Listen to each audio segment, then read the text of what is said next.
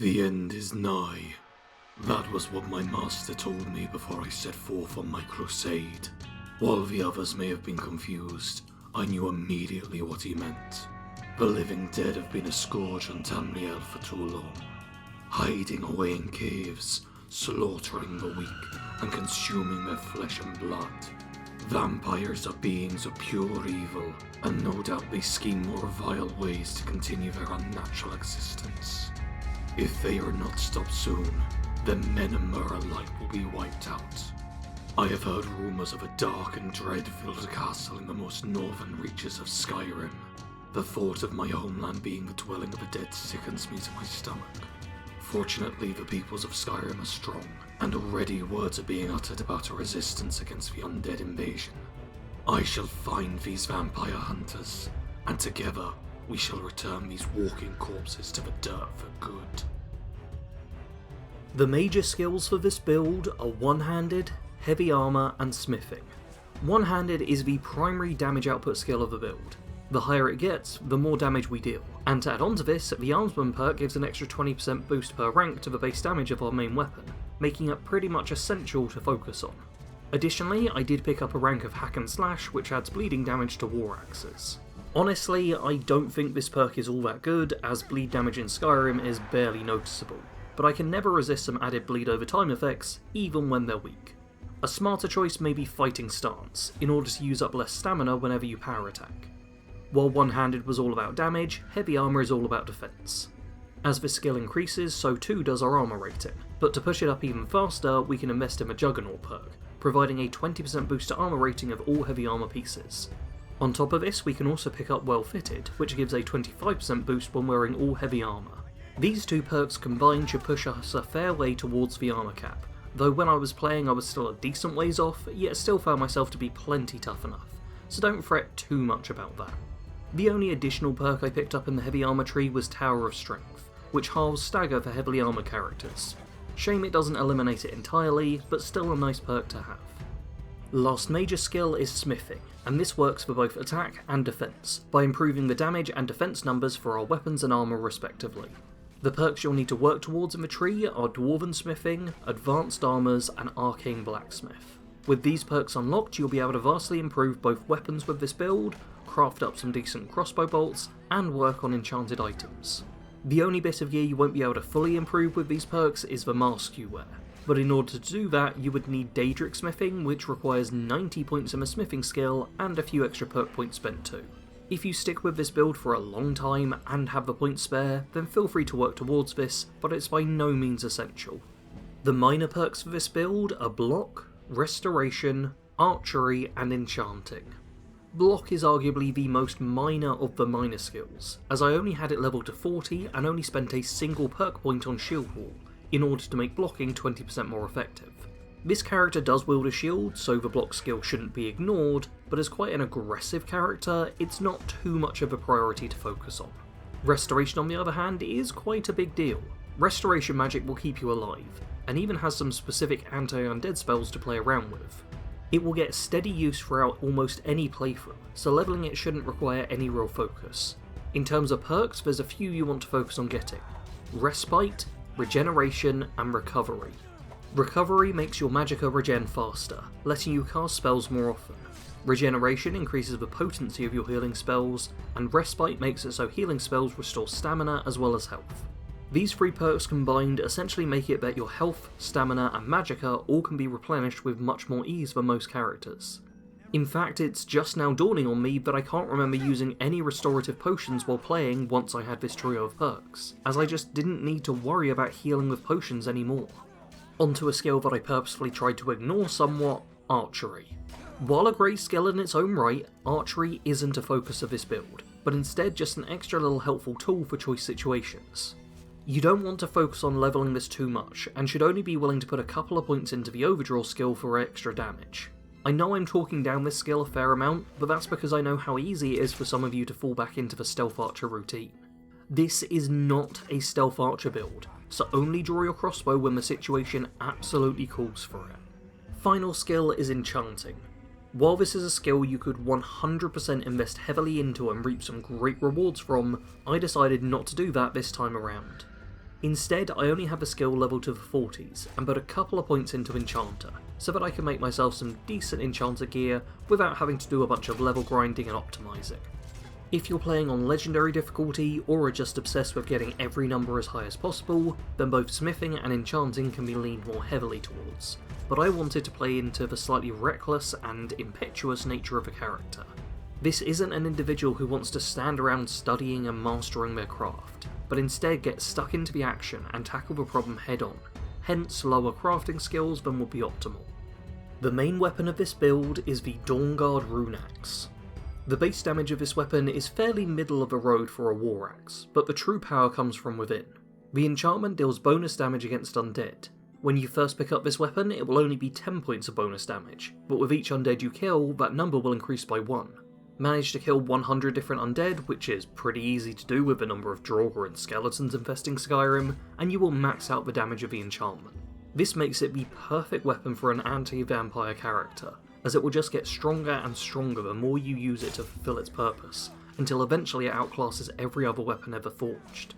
I didn't even have the enchantment at half strength by the time I was done getting footage for this video, which means I'm missing out on over 50 points of bonus damage, so just imagine how much more quickly it could be killing things.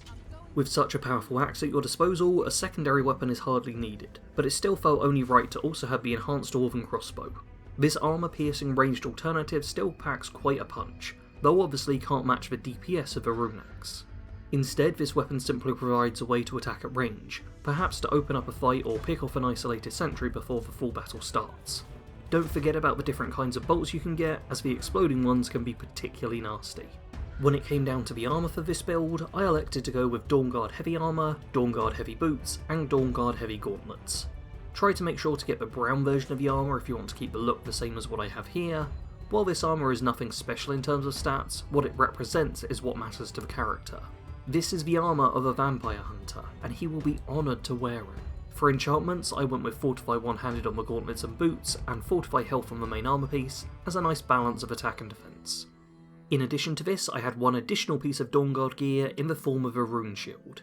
Unfortunately, this is a light armour shield rather than a heavy one, but that's the only bad thing I can say about it.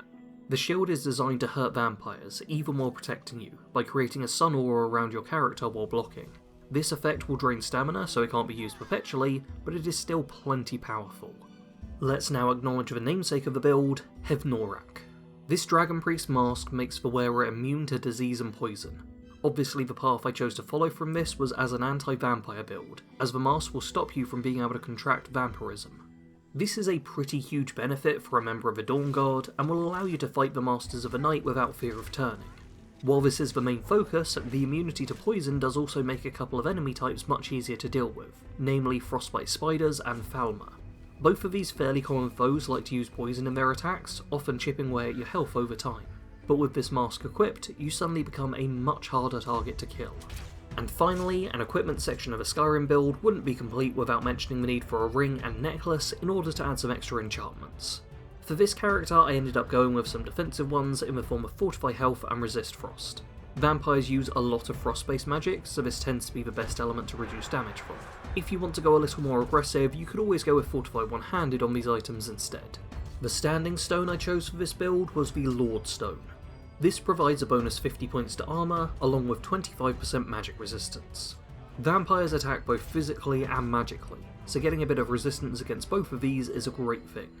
I chose to play this build as a Nord, meaning I had access to the Battlecry power and 50% frost resistance. The frost resistance is obviously great to have. Vampires use a lot of frost magic, so halving the damage of that immediately is a brilliant bonus. Battlecry is the activated power of the Nords, causing nearby enemies to flee for 30 seconds. Not only is this great for crowd control, but it also fits in with the idea that this character is one who is feared by vampires due to his relentless pursuit of them. As he comes charging into the fight, many of them and their thralls may end up just fleeing, lest they face a more permanent form of death. When it comes to distributing level ups with this build, I went with about half of the points into health, then focused on stamina, and finally just put a couple of levels into magicka. Honestly though, you can mix this up a fair bit easily enough. You're always going to want a lot of health, as this is a melee build, so you take a fair whack of damage. Stamina is not only good for power attacks, but also allows you to sprint into the thick of things, and is required for your shield. The shield block in particular can drain stamina quite quickly, so the more you have, the longer you can keep that sun aura up for. While both of these stats are important, it's also worth remembering that magicka can be used to replenish both of them at once, so the more magicka you have, the easier time you'll have restoring both health and stamina. Ultimately, it's probably going to be best to see how things go as you're playing and increase the stat which feels the best in the moment, as all three are useful for this build to have. Enchantments can help you out here, and if you're smarter than I was, then you'll probably take the time to pick up the Guldur Amulet, which increases all three by 30 points. The main faction of this build will be the Dawn Guard. They're the exact group that this individual has been looking for. As someone wholeheartedly focused on eradicating vampires from the face of Skyrim, he will immediately fall into line with Isron and his own obsession with stopping vampires. Not only do the Dawn Guard give you half the equipment you'll be using, but they also come with the best base of operations you could ask for, and will supply you with endless quests to help fight the vampiric menace. As an additional benefit to signing up with the Dawn Guard, you will gain access to a large number of followers. There are several different Dawn Guard recruits who you can choose to follow you, and which you select is entirely up to personal preference.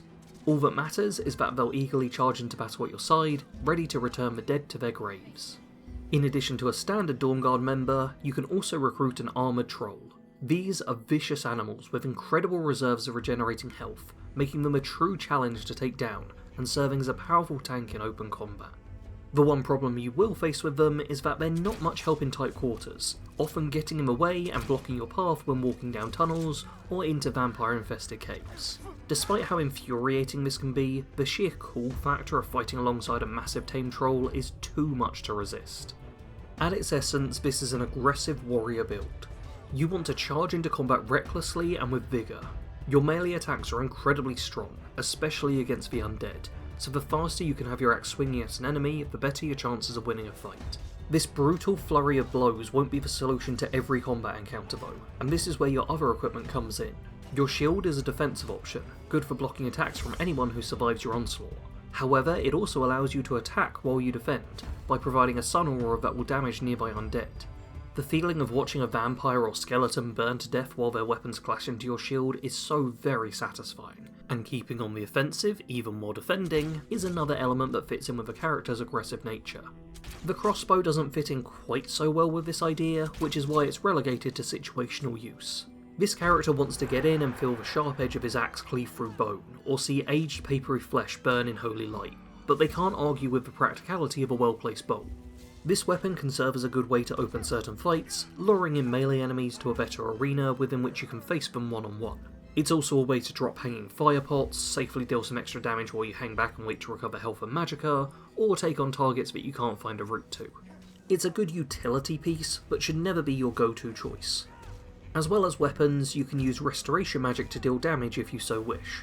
Most of the Dawn Guard added spells in this school are all about dealing damage to the undead, giving you yet another option to work with, albeit one I didn't focus on all that much. A better use of your magicka will generally be healing yourself. Don't forget that healing magic will restore both health and stamina, keeping you fit and ready for combat by ensuring you not only stay alive, but can keep blocking with your shield or power attacking with your axe. While most fights should go fairly well for you when playing this way, I do want to offer a quick note and a little piece of advice in regards to the Hevnoraak fight itself. This ancient being happens to be a powerful spellcaster who will use a lot of shock-based spells, including summon storm atronachs and making a wall of lightning with his staff. When you decide to tackle this necessary battle, I would advise you enchant some jewellery with resist shock and be a bit more willing to use the crossbow to weaken your target.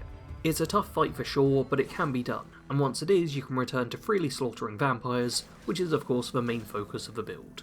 For the role-playing side of things, you kind of want to just copy Isron.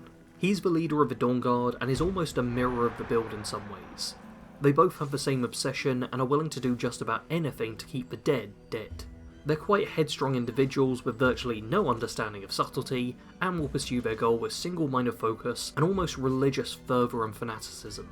While vampires are the focus and should always take priority, this individual will also be more than happy to help vanquish any other forms of undead they come across. They aren't a cruel or evil person as such, just so focused on their goal and so naturally brutish that they can come across a little harsh and single-minded, as well as perhaps a little dumb. With such intense focus on this single issue, they may well ignore the other problems Skyrim's facing, but I'm sure there are others to deal with those.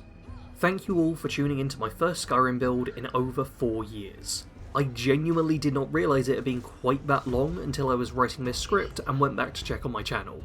Apparently my last proper Skyrim build video was of a God Hunter, which came out in February of 2022. Damn, I took a longer break than I realised. Still, this video does mark my return to Skyrim builds, and I in fact will be releasing a new Skyrim build each month as part of this series. Each of them will be built around one of the Dragon Priest masks and start out with the extra cinematic backstory, so I hope you did enjoy that. If you did, then you can show that by hitting the like button and leaving a comment letting me know. Make sure you subscribe and click the notification bell if you want to ensure you don't miss the other entries in this series, and if you want to go the extra mile in supporting me, and have the money spare to do so, then you can always become a channel member or a patron. Both of these provide funding for more time-consuming projects like these, and come with their own respective perks. To all of you though, as always, thanks for watching. Sarge out.